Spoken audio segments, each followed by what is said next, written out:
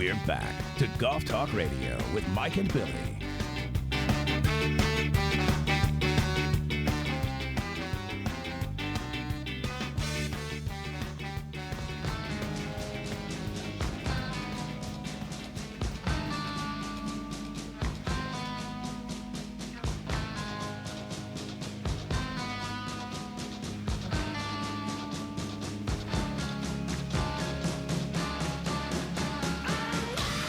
Welcome back in, everybody. Golf Talk Radio with Mike and Billy.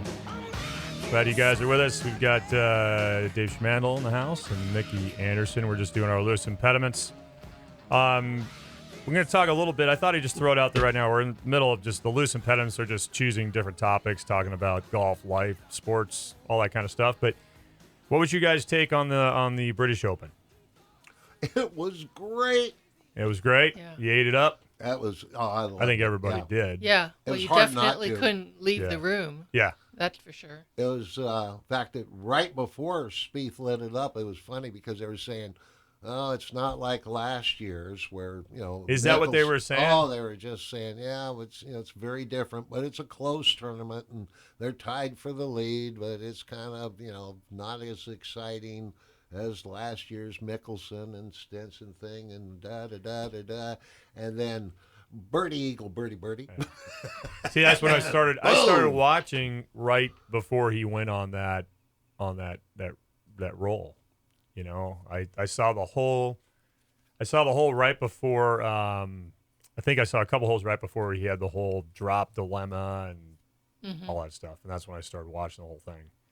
And then it was pretty amazing. It was pretty dang cool. And if that doesn't show people that as long as you can just kind of move the ball forward, if your putting is good and your short game's good, you can score. I mean, He's got a pretty good caddy too. oh Yeah. my gosh. He knows exactly what to say. He's got a pretty. That caddy was. He was on top of it. He kept Spieth in that tournament. Yeah. I read something yesterday. I think.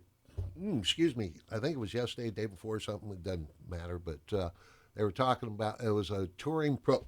Oh, excuse me. But there was a touring pro saying they were talking about if pros didn't get caddies, Oh wow. Yeah. who would be affected the most? Wow. And they're saying, somebody like Dustin Johnson. Yeah. He said it wouldn't make any difference because he likes having his brother on the bag, but he makes all the decisions, and it wouldn't make that big a difference. But somebody like Spieth might not even be in the top 30.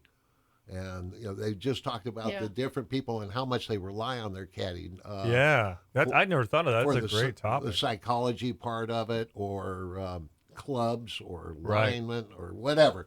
And it was an interesting article.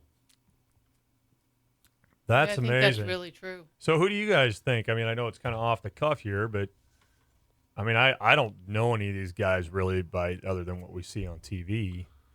Like who do you think? Well, I guess it'd probably be easier to pick out who would be fine without a caddy, right? Yeah. Just by personality? Is that what you guys are thinking? Bubba or- Watson. Yeah. Probably. Well, no, Bubba needs a caddy. He needs somebody to yell at. That's funny. A guy like I know this is probably. I think Gary Player. I think Lee Trevino. I think those guys don't need a caddy. Well, no. I think Lee they've had got. Herman. Yeah, I think though they're strong enough personalities that they know. Like they pretty much know, and I think if you're gonna be able to override them, it's kind of rare. I mean, I think they'll still listen, but I think they kind of got it set in their head. Mickelson. Yeah. Oh, definitely. They talked about, it's terrible that Bones is gone and this and that, but Mickelson does what he wants to do. Well, I tell you what, man, if I had known, and I think I mentioned it last week, but if I had known he was going to drop his caddy and change his driver before he goes to the Open, I definitely would have not picked him in our list. I was sitting there and I saw the first thing, like, Bones is not caddy anymore. I'm like, no. And he switched to right-handed. Yeah. And then that week, oh, he's got a new driver in the bag. No. Didn't you no. also pick DJ for the Masters before he fell down the stairs? Yes, I did.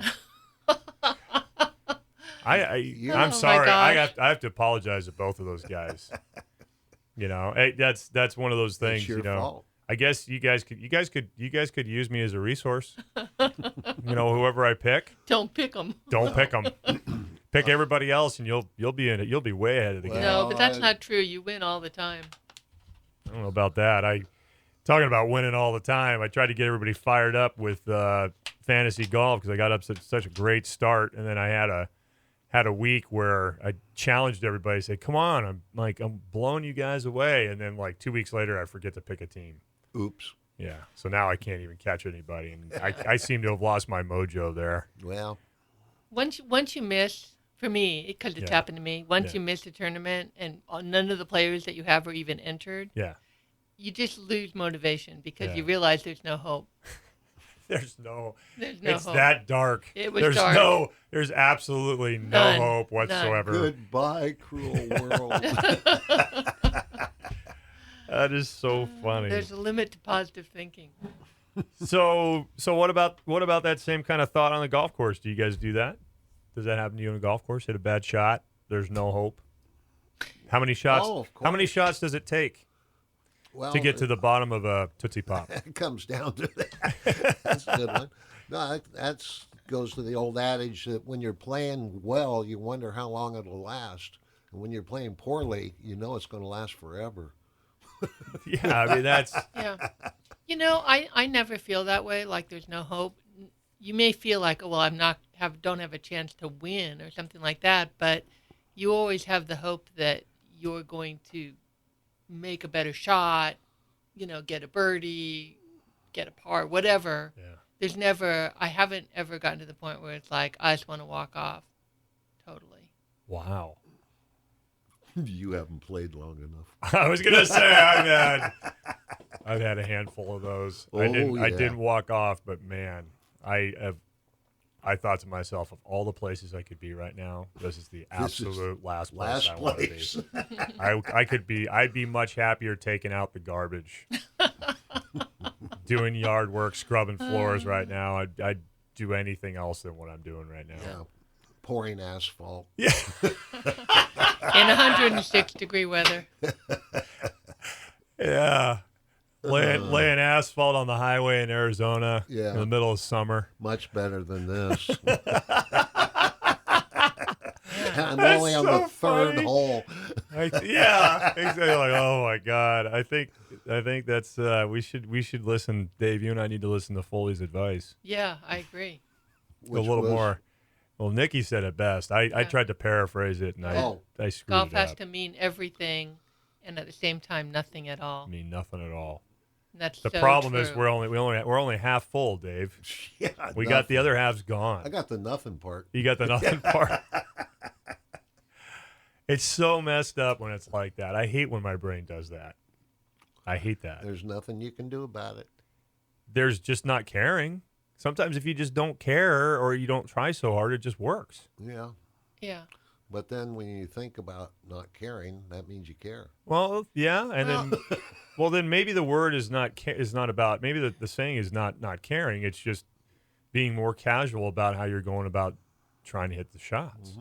Well, I think you still care as much as you can about doing the best you can and doing everything and trying, but once the ball leaves the club, Yeah. the outcome is the outcome. You have no control over that. Right. So if you can just take that in stride and move forward and not get all wound up in, I see so many people get wound up in score. Yeah. Oh my God. that's true. Oh my God. That's very That's true. the worst thing.